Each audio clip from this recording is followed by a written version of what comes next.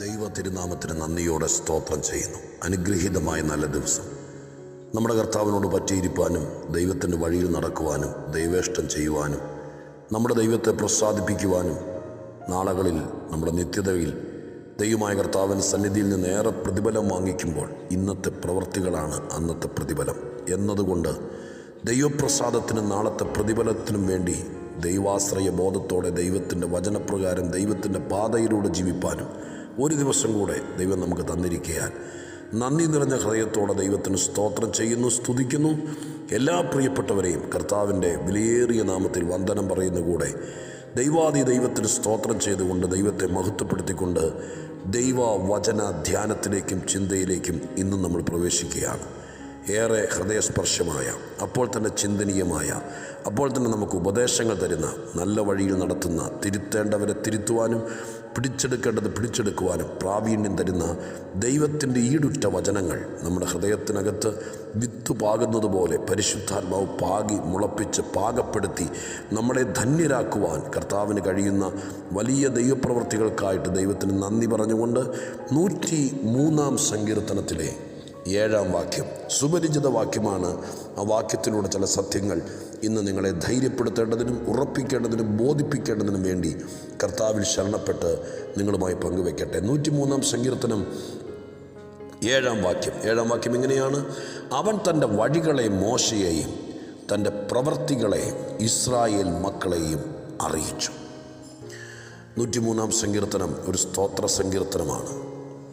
ദൈവപ്രവൃത്തികളെ വർണ്ണിക്കുന്ന, ദൈവം അസാധാരണമായിരിക്കുന്ന കാര്യങ്ങളിലൂടെ തൻ്റെ ജനത്തെ നടത്തുമെന്നും കർമ്മനിരതനായ ദൈവത്തിൻ്റെ അത്ഭുത പ്രവൃത്തികൾ എത്ര ശ്രേഷ്ഠമെന്നും 103-ാം സങ്കീർത്തനത്തിൻ്റെ പ്രമേയത്തിൻ്റെ പ്രത്യേകതയാണ്.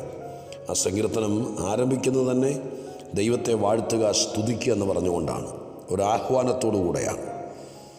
എന്തുകൊണ്ട് ദൈവത്തെ പുകഴ്ത്തണം, എന്തുകൊണ്ട് ദൈവത്തെ മഹത്വപ്പെടുത്തണം, എന്തുകൊണ്ട് ദൈവത്തെ ആരാധിക്കണം, എന്തുകൊണ്ട് ദൈവത്തെ വർണ്ണിക്കണം എന്നത് ഈ സങ്കീർത്തനത്തിലെ അതിപ്രധാനമായിരിക്കുന്നൊരു പ്രമേയമാണ്. അവിടെ പറയുന്നുണ്ട്, ദൈവം ഭയങ്കര ഉപകാരം ചെയ്യുന്നവനാണ്, അകൃത്യം മോചിക്കുന്നവനാണ്, രോഗം സൗഖ്യമാക്കുന്നവനാണ്, നാശത്തിൽ നിന്ന് വീണ്ടെടുക്കുന്നവനാണ്, ദയയും കരുണയും കൊണ്ട് നമ്മളെ അണിയിക്കുന്നവനാണ്, നമ്മളെ പുതുക്കിയെടുക്കുന്നവനാണ്, നമ്മളെ തൃപ്തി വരുത്തുന്നവനാണ്, പീഡിതന്മാർക്ക് ന്യായം പാലിച്ചു കൊടുക്കുന്നവനാണ്, വഴി പറഞ്ഞു കൊടുക്കുന്നവനാണ്, പ്രവൃത്തി കാണിക്കുന്നവനാണ്. ഇങ്ങനെ താഴേക്ക് വരികയാണ്. ദൈവത്തിൻ്റെ പ്രവൃത്തിയെ ആർക്ക് വർണ്ണിക്കാം? അത്രയ്ക്ക് ശ്രേഷ്ഠമായിരിക്കുന്ന ദൈവപ്രവൃത്തിയുടെ അവാച്യമായ വീതികളെ വളരെ വ്യക്തമായി വിശകലനം ചെയ്യുന്ന ഈ സങ്കീർത്തനത്തിനകത്ത് 7-ാം വാക്യത്തിൽ പറയുന്ന ഒരു പ്രത്യേക കാര്യം മോശയോട് ബന്ധപ്പെട്ടതാണ് നിങ്ങളുമായിട്ട് പങ്കുവയ്ക്കാൻ ആഗ്രഹിക്കുന്നത്. ഇവിടെ പറയുന്നു, ഇസ്രായേൽ മക്കളുടെ പഴയ ചരിത്രത്തിൽ നിന്ന് അവരുടെ ആ ഒന്നിച്ചുള്ള യാത്ര, 600,000 ആളുകളുമായിട്ട് ഒന്നിച്ച് മരുഭൂമിയിലൂടെയുള്ള യാത്ര ദുർഘടമാണ്. അന്നത്തേക്കുള്ള നന്മകൾ നൽകിത്തരികയും മുമ്പിൽ കാണുന്ന ദുർഘടങ്ങളെ നേരെയാക്കി യാതൊരുവിധ മുൻകരുതലുകളില്ല, യാതൊരുവിധ മുൻ പ്ലാനുകളില്ല. എന്തൊക്കെയാണ് മുമ്പിൽ വരാൻ പോകുന്നതിനെക്കുറിച്ച് ഒരു ചിന്തയില്ല. തത്വത്തിൽ ജീവിതമെന്ന് പറയുന്നത് ആ മിസ്രയീമിൽ നിന്ന് കനാനിലേക്കുള്ള യാത്ര പോലെയാണ്.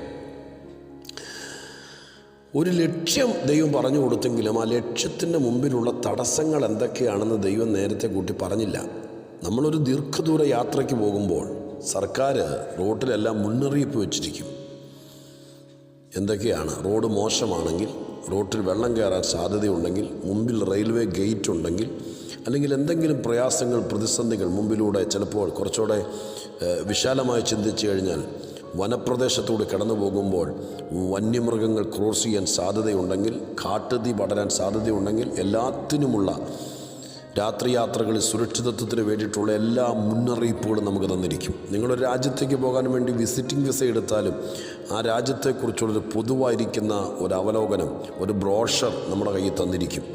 അവിടെ നമുക്ക് കിട്ടിയിരിക്കും. നിങ്ങൾ ട്രെയിനിൽ യാത്ര ചെയ്യണമെങ്കിൽ, നിങ്ങൾ അതിപ്രധാനമായ സ്ഥലങ്ങൾ സന്ദർശിക്കണമെങ്കിൽ, അവിടെ താമസിക്കാൻ വേണ്ടിയുള്ള ഹോട്ടലുകൾ, അവിടെ നിന്ന് നല്ല ആഹാരം കിട്ടുന്നത്, തിരിച്ചുള്ള യാത്ര, രാത്രിയാത്ര എന്ന് വേണ്ട എല്ലാറ്റിനെക്കുറിച്ചുമുള്ളൊരു ഗൈഡൻസ് രാഷ്ട്രങ്ങൾ, ഗവൺമെൻറ്റുകൾ നമുക്ക് നമ്മുടെ യാത്രയിൽ തന്നിരിക്കും. പക്ഷെ ദൈവം കനാനിലേക്കുള്ള യാത്രയിൽ മുമ്പിൽ എന്തൊക്കെയുണ്ട്, ദുർഘടങ്ങളുണ്ട്, ഇത്ര കിലോമീറ്റർ ചെന്ന് കഴിയുമ്പോൾ വെള്ളം ഉണ്ടാകും, ഇത്ര കിലോമീറ്റർ ചെന്ന് കഴിയുമ്പോൾ വെള്ളം ഉണ്ടാകത്തില്ല, ഇതൊക്കെ തരേണ്ടതല്ല, ഇതൊന്നും തന്നില്ല. നമ്മുടെ യാത്രയിൽ പെട്രോൾ ബങ്ക് പോലും ദീർഘ ഹൈവേയിലൂടെ യാത്ര ചെയ്യുവാണെങ്കിൽ ഇനി ഇത്ര കിലോമീറ്റർക്ക് ശേഷമേ പെട്രോൾ പമ്പ് ഉള്ളൂ എന്ന് പോലും ബോർഡ് വെച്ചിരിക്കുന്നത് കണ്ടിട്ടുണ്ട്. ആരെങ്കിലും വെള്ളം നിറയ്ക്കണമെങ്കിൽ, ആരെങ്കിലും ഇന്ധനം നിറയ്ക്കണമെങ്കിൽ ഇവിടെ നിന്ന് നിറച്ച് പൊക്കോളണം, ഇല്ലെങ്കിൽ ഇനി ഇത്ര കിലോമീറ്ററുകൾക്ക് അപ്പുറമേ ഇന്ധനം നിറയ്ക്കാൻ സാധ്യതയുള്ളൂ എന്ന് പറയാറുള്ളൂ. ദൈവം എങ്ങും വെച്ചില്ലല്ലോ, വെള്ളം വേണമെങ്കിൽ ഇവിടെ കുപ്പിയിൽ നിന്ന് എടുത്തോളണം, ഇനി ഇത്ര കിലോമീറ്റർ കഴിഞ്ഞിട്ടേ വെള്ളം കിട്ടത്തുള്ളൂ, അതിൻ്റെ പേര് പരാതി പറയരുത്, വഴി കിടക്കണമെന്ന് പറഞ്ഞില്ലല്ലോ. ചെന്നപ്പോഴറിഞ്ഞത്, രഫീദീമി ചെന്നപ്പോഴറിഞ്ഞത് വെള്ളമില്ല. ചെങ്കടലിൻ്റെ തീരത്ത് ചെന്നപ്പോഴറിഞ്ഞത് അക്കരയ്ക്ക് പോകാൻ പാലമില്ല. സ്തോത്രം. മാറയിൽ ചെന്നപ്പോഴറിഞ്ഞത് ഇവിടെ കയ്പുള്ള വെള്ളമാണ്. അപ്പോൾ അവിടെ ചെല്ലുമ്പോഴറിയുന്നത് ഇതാ ജീവിതം. പ്രിയപ്പെട്ടവരെ, നമ്മൾ പ്രവാചകന്മാരോടോ ആരോടൊക്കെ ചോദിച്ച് നാളെ എന്ത് നടക്കും, നമുക്കെതിരെ പോരാട്ടമുണ്ടോ, ഇത്ര കിലോമീറ്റർ 12 കൊല്ലം കഴിയുമ്പോൾ എനിക്ക് തടസ്സം മാറുമോ, 8 കൊല്ലം കഴിയുമ്പോൾ കല്യാണം നടക്കുമോ, അല്ലെങ്കിൽ നമ്മുടെ കയ്യിലെ വര അങ്ങേയെന്ന് മുട്ടുമ്പോഴേക്കും നമുക്ക് നല്ല കാലം വരുമോ, ഇതൊന്നും ചുമ്മാ ഊഹങ്ങൾ മാത്രമാണ്, വെറും ധാരണകൾ മാത്രം. ജീവിതത്തിൽ ദൈവം ഒരു രൂപരേഖ നമുക്ക് തന്നിട്ടില്ല. മുന്നോട്ട് പോകുമ്പോൾ എവിടെയൊക്കെ വളമുണ്ട്, എവിടെയൊക്കെ നേരെയുള്ള ഇടുങ്ങിയ പാലമുണ്ട്, എവിടെയൊക്കെ ഞാനീ പറഞ്ഞ പോലെ വെള്ളം കിട്ടാൻ സാധ്യതയില്ലാത്ത സ്ഥലമുണ്ട്, ഇതൊന്നും ദൈവം പറഞ്ഞിട്ടില്ല. ദൈവത്തെ വിശ്വസിച്ച് മുന്നോട്ട് പോകുക. പോകുന്ന മാത്രയിൽ കരുതേണ്ടിടത്ത് ദൈവം കരുതും എന്നതാണ് ദൈവത്തിൻ്റെ പ്രത്യേകത. പക്ഷേ ദുർഘടങ്ങളും പ്രയാസങ്ങളും വരുമ്പോൾ നേതൃത്വ മനസ്സുള്ള എല്ലാ കൂട്ടത്തിനകത്തും എല്ലാ വീടിനകത്തും ഈ നേതൃത്വ മനസ്സെന്ന് പറയുന്ന ഒന്നുണ്ട് കേട്ടോ. അത് ഉത്തരവാദിത്വ ബോധമാണ്. നിങ്ങളുടെ വീട്ടിൽ എല്ലാവർക്കും അത് കാണില്ല. നമ്മൾ പറയില്ല, ഈ പിള്ളേർക്കൊന്നും ഒരു ബോധ്യമില്ല. കാശെങ്ങനെ അപ്പൻ ഗൾഫിൽ കിടന്ന് പൈസ ഉണ്ടാക്കി അയച്ചു തരുന്ന അമ്മ ഇങ്ങനെ നുള്ളി പിടിച്ച് കൊടുക്കുമായിരിക്കും. ഇപ്പോൾ അവനങ്ങ് ചോദിക്കുകയാണ്, എനിക്ക് വണ്ടി എടുത്ത് തന്നാൽ എന്താ, ഇപ്പം അങ്ങനത്തെ ജീൻസ് മേടിച്ച് തന്നാൽ എന്താ, എനിക്കത് ചെയ്താൽ എന്താ. അപ്പോൾ അമ്മ പറയടാ, അപ്പൻ ഉണ്ടാക്കുന്നത് എങ്ങനെയാണെന്നറിയാമോ, അയാളവിടെ പോയി കിടന്ന് ഓവർ ടൈം ചെയ്ത് രാത്രിയും പകലും കഷ്ടപ്പെടുക.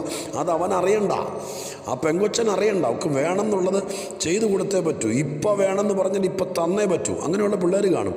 പക്ഷെ ചില വീട്ടിൽ അമ്മയ്ക്കായിരിക്കും ആ നേതൃത്വ പാഠകം, ചില വീട്ടിൽ അപ്പനായിരിക്കും, ചില വീട്ടിൽ ഉത്തരവാദിത്വമുള്ളൊരു മോനായിരിക്കും.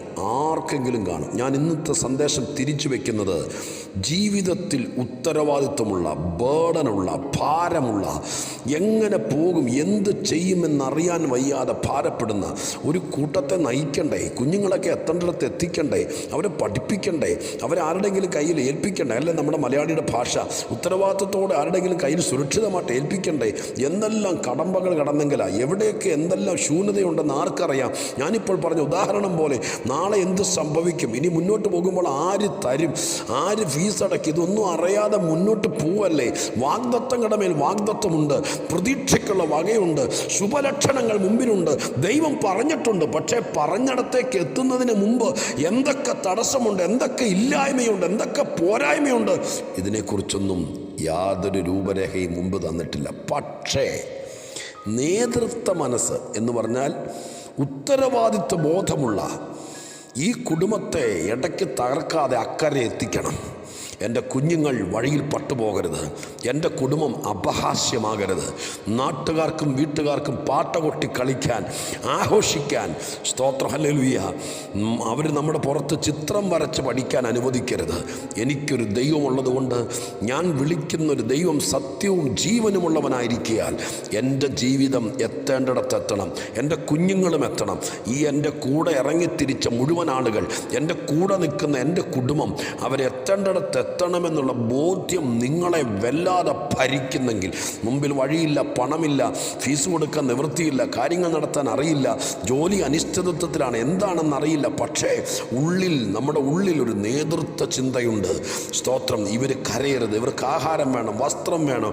നിരുത്തരവാദിത്വപരമായിട്ടല്ല, ഉത്തരവാദിത്വപരമായിട്ട് മുന്നോട്ട് പോകുന്നവർക്ക് വഴി പറഞ്ഞു കൊടുക്കുന്ന, വഴി കാണിച്ചു കൊടുക്കുന്ന, അല്ലേ, സ്തോത്രം ഹല്ലേലൂയ, അറിയിച്ചു കൊടുക്കുന്നൊരു ദൈവമുണ്ട്. അതാണ് ഇന്ന് രാവിലെ ധ്യാനിക്കുമ്പോൾ സ്വർഗം എന്നോട് പറഞ്ഞത്. മോശയുടെ ആ ഉത്തരവാദിത്വ മനസ്സ് നിങ്ങൾക്ക് കാണണം. അവിടെ പറയുന്നൊരു വാക്യം കാണിച്ചു തരാം കേട്ടോ. സംഖ്യാപുസ്തകം 11-ാം അധ്യായത്തിൻ്റെ 11-ാം വാക്യം മുതൽ വായിക്കുമ്പോൾ ഇദ്ദേഹത്തിൻ്റെ ആ ഭാരം ഞാൻ വായിച്ച് കേൾപ്പിക്കും കേട്ടോ. 11:11. അപ്പോൾ മോശ യഹോവയോട് പറഞ്ഞത്, നീ അടിയനെ വലച്ചതെന്ത്, നിനക്കെന്നോട് കൃപ തോന്നാതെ ഈ സർവ്വജനത്തിൻ്റെ ഈ ഭാരം എൻ്റെ മേൽ വെച്ചതെന്ത്, മുല കുടിക്കുന്ന കുഞ്ഞിനെ ഒരു ധാത്രി എടുക്കുന്നത് പോലെ ഞാൻ അവരെ നീ അവരുടെ പിതാക്കന്മാരോട് സത്യം ചെയ്ത ദേശത്തേക്ക് എൻ്റെ മാറത്തെടുത്തുകൊണ്ട് പോകണമെന്ന് എന്നോട് കൽപ്പിക്കാൻ ഈ ജനത്തെയൊക്കെ ഞാൻ ഗർഭം ധരിച്ചുവോ? ഞാൻ അവരെ പ്രസവിച്ചുവോ? ഈ ജനത്തിനൊക്കെയും കൊടുപ്പാൻ എനിക്ക് എവിടെ നിന്ന് ഇറച്ചി കിട്ടും? ഇവർ ഇതാ തങ്ങൾക്ക് തിന്മാൻ ഇറച്ചി തരിക എന്ന് എന്നോട് പറഞ്ഞ് കരയുന്നു. ഏകനായി ഈ സർവ്വജനത്തെയും വഹിപ്പാൻ എന്നെക്കൊണ്ട് കഴിയില്ല, അതെനിക്ക് അതിഭാരമാകുന്നു. ഇങ്ങനെ എന്നോട് ചെയ്യുന്ന പക്ഷം ദയവായി എന്നെ കൊന്നുകളയണമേ, അടിയൻ്റെ അരിഷ്ടത ഞാൻ കാണരുതേ. സ്തോത്രം. നിങ്ങൾക്ക് ആ വേദന മനസ്സിലാകുന്ന ഈ ഭാഗം വായിച്ചപ്പോൾ നിങ്ങൾക്ക് ഞാൻ പറഞ്ഞപ്പോൾ മനസ്സിലായില്ലെങ്കിൽ സംഖ്യ 11:10 മുതൽ താഴേക്കുള്ള ആ പാരഗ്രാഫ് ഒരിക്കൽ കൂടി വായിക്കണം. എന്താ ദൈവത്തോട് ആ മനുഷ്യൻ ചോദിക്കുന്നത്? അയ്യോ, ഭാരപ്പെട്ട് ചോദിക്കുക, എന്നെ വലച്ചതെന്ത് എന്ന് പറഞ്ഞാൽ, ഞാൻ ആടുകളെ തെറ്റി സമാധാനത്തോടെ പോയപ്പോൾ എന്നെ പിടിച്ച്, ഞാനൊരു ജോലി തേടി വന്നതല്ലല്ലോ, ഞാൻ ഇവരെയൊക്കെ നയിക്കാമെന്ന് പറഞ്ഞുകൊണ്ട് ഞാൻ പെട്ടെന്ന് ഇവരെ പറഞ്ഞ് പറ്റിച്ചിറങ്ങിയതല്ലല്ലോ, എന്നെ പിടിച്ച് ഞാൻ ഇഷ്ടപ്പെടാത്ത സ്ഥലത്തേക്ക് ഓടിപ്പോകുന്നിടത്തേക്ക് എന്നെ അയച്ചതല്ലേ. ഒരർത്ഥത്തിൽ മോശ ചോദിക്കുക, നീ എന്നെ വലച്ചതല്ലേ? നിങ്ങൾക്ക് ആർക്കെങ്കിലും എങ്ങനെ തോന്നലുണ്ടോ? ഞാൻ ഒത്തിരി പ്രാർത്ഥിച്ചു, എൻ്റെ കുഞ്ഞിന് വേണ്ടി ഒത്തിരി പ്രാർത്ഥിച്ചിട്ടാണ് ഈ കല്യാണം നടത്തിയത്. അയ്യോ, എൻ്റെ കുഞ്ഞാരുടെയും കൂടെ ഓടിപ്പോയതല്ല. എൻ്റെ ദൈവത്തിൻ്റെ സന്നിധിയിൽ പലരോട് പ്രാർത്ഥിച്ചു. അന്നത്തെ അറിവനുസരിച്ച് ദൈവദാസന്മാരോട് ചോദിച്ചു, അവരെല്ലാം പറഞ്ഞു, എൻ്റെ ദൈവമേ, എന്നിട്ട് എൻ്റെ കുഞ്ഞിനെ വലച്ചതെന്ത്? ഞങ്ങളെ ഇങ്ങനെ ഞങ്ങളുടെ പ്രിയപ്പെട്ടവരുടെ നടുവിലിട്ട് വലച്ചതെന്ത് എന്നൊരു ചോദ്യം നിങ്ങൾക്കുണ്ടോ? നിങ്ങൾ ജീവിതത്തിൽ കഷ്ടം സഹിക്കുകയാണോ? നിങ്ങൾ വല്ലാത്ത ഭാരം ചുമക്കുകയാണോ? നിങ്ങൾ ദയവായിട്ട് വായിക്കണേ സംഖ്യ 11:11 മുതൽ. ഞാനിന്നൊരു 5-6 ആവർത്തി വായിച്ചു.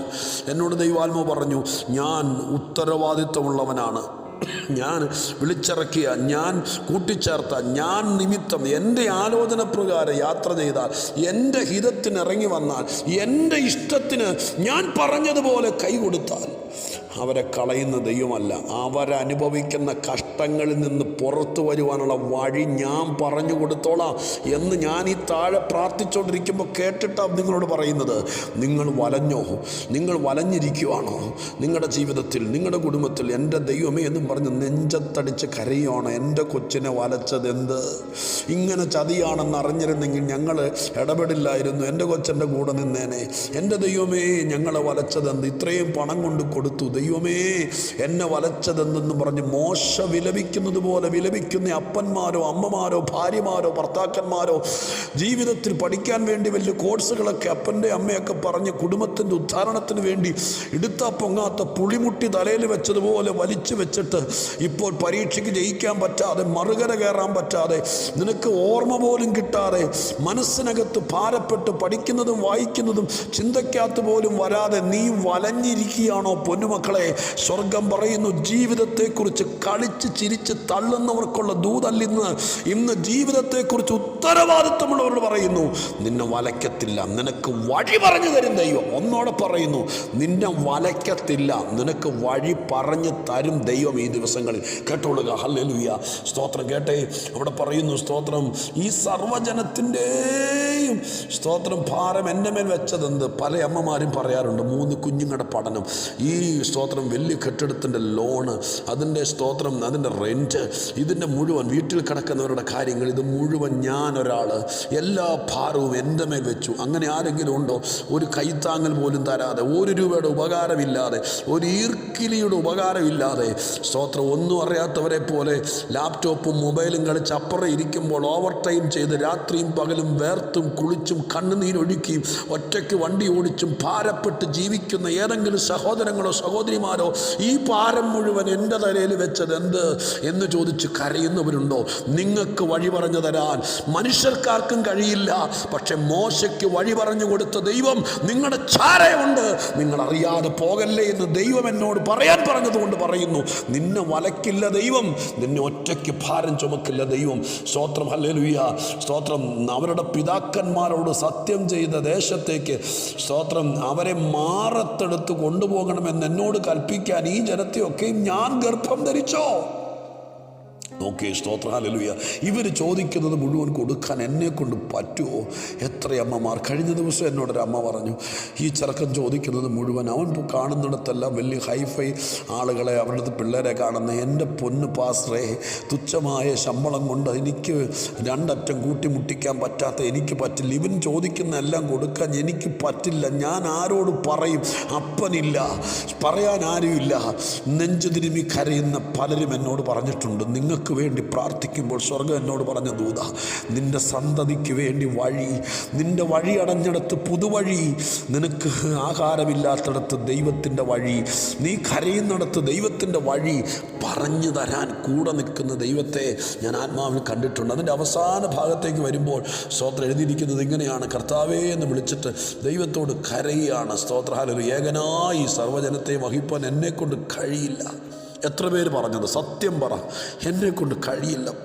ഈ പള്ളു കേൾക്കാൻ, ഈ നിന്ന കേൾക്കാൻ ഞാൻ മടുത്തു. നടുവേദന, ശരീരവേദന, കൊളസ്ട്രോള്, ഡയബറ്റിസ്, ഇതെല്ലാം മൈഗ്രെയിൻ, ഇതെല്ലാം ഈ ആയുസിൻ്റെ ഇടയിൽ എവിടെ നിന്ന് കയറി വന്നെന്നറിയില്ല. ഇതിനിടയിൽ സ്തോത്രം 2 പേരുടെ പണി ചെയ്യണം. ഒരുപക്ഷെ വീട്ടിൽ കിടന്ന് തന്നെയായിരിക്കാം, അടുക്കളയിലായിരിക്കാം. എനിക്ക് കഴിയില്ലപ്പ, എനിക്ക് കഴിയില്ല എന്ന് പറയുന്ന ആരുണ്ട്? കഴിയില്ല എന്ന് പറഞ്ഞ് കരയുന്നവരോട് ദൈവം പറയുന്നു, വഴിയുണ്ട്. കഴിയില്ല എന്ന് നീ പറയുമ്പോൾ അപ്പുറം നിന്ന് വഴിയുണ്ട് എന്ന് പറയുന്നൊരു ദൈവത്തെ 103-ാം സങ്കീർത്തനത്തിൻ്റെ 7-ാം വാക്യത്തിൽ ഞാൻ കണ്ടു. ആ വാക്യം കണ്ടതിന് ശേഷമാണ് ദൈവം എന്നോട് പറഞ്ഞത്, സംഖ്യാപുസ്തകത്തിലൂടെ ചെന്ന് നീ അന്വേഷിക്കുന്ന ഞാൻ നിങ്ങൾക്ക് വേണ്ടി കൂട്ടിമുട്ടിച്ച് ദൈവത്തിൻ്റെ ദൂത് പറഞ്ഞ് പ്രാർത്ഥിക്കാൻ വേണ്ടി പോകുകയാണ്. കേട്ടോളണേ. സ്തോത്ര ഹല്ലേലൂയ. അടുത്തെഴുതിയിരിക്കുന്ന ഇങ്ങനെയാ സ്തോത്രം: എന്നോട് ഇങ്ങനെയാണ് തുടർന്നും ചെയ്യാൻ പോകുന്നതെങ്കിൽ ദയവ് ചെയ്ത് എന്നെ കൊന്നുകളാ. എൻ്റെ അരിഷ്ടത മറ്റാരും കാണല്ലേ എന്നല്ല, ഞാൻ കാണല്ലേ. ഞാൻ അവസാനിപ്പിക്കട്ടെ. അപ്പനും അമ്മയും ആറ്റുനോറ്റെന്നെ വെള്ളത്തിൽ കളയാതെ വളർത്തി. 3 മാസം വരെ നെഞ്ചത്തണച്ച് എൻ്റെ ശബ്ദം പോലും പുറത്തു വരാതെ വളർത്തി. എന്നെ എൻ്റെ ദൈവം വെള്ളത്തിൽ കളഞ്ഞിട്ടും കൊട്ടാരത്തിൽ കൊണ്ടുവന്ന് വളർത്തി. എൻ്റെ അമ്മ എന്നെ പാലൂട്ടി വളർത്തി. എനിക്കതൊന്നും ഭാഗ്യമുണ്ടാകുമെന്ന് വിചാരിച്ചതല്ല.